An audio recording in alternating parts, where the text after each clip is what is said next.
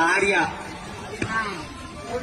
బద్రీనాథ్లో ఉన్న నా గంగోత్రికి రాయినది ఏమనగా, నా పేరు సూర్య, సన్ ఆఫ్ సత్యమూర్తి. నేను ఇక్కడ హ్యాపీగానే ఉన్నాను.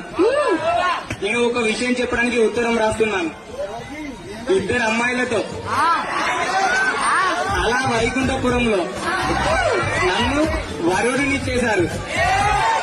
నాకు అది నచ్చక రుద్రమాదేవి గారి రేసు గుర్రం పైన పరుగు తీశాను.